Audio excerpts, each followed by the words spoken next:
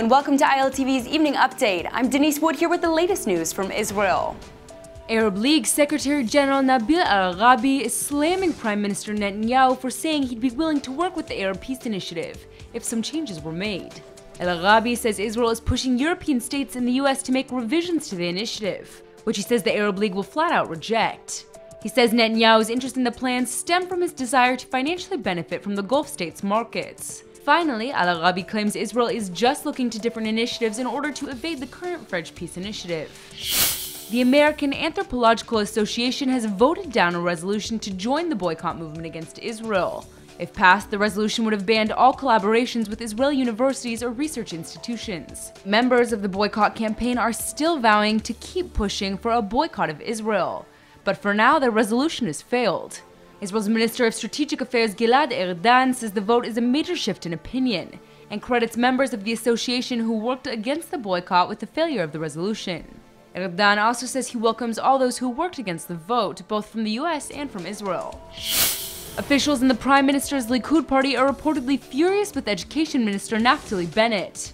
The dispute arose over comments Bennett made during a Jerusalem Day speech that appeared to be critical of Netanyahu's support for a Palestinian state.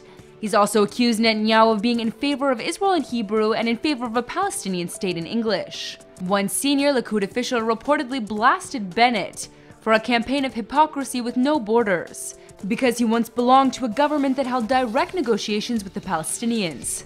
Others accused Bennett of threatening the stability of the nationalist government. Bennett's remarks follow a joint statement from Netanyahu and Defense Minister Avigdor Lieberman last week, voicing their backing of a two-state solution to the Israeli-Palestinian conflict.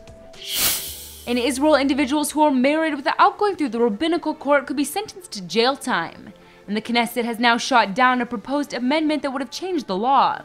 The proposed amendment would have decriminalized any weddings that aren't performed under the supervision of the Rabbinical court, which became a criminal offense under the Zohar law in 2014.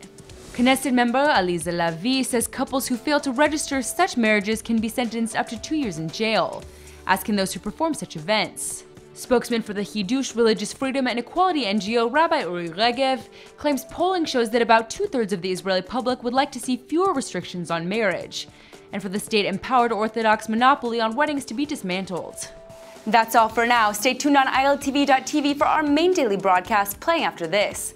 I'm Denise Wood and see you tomorrow with our morning briefing from Israel at 8 a.m. Eastern Time.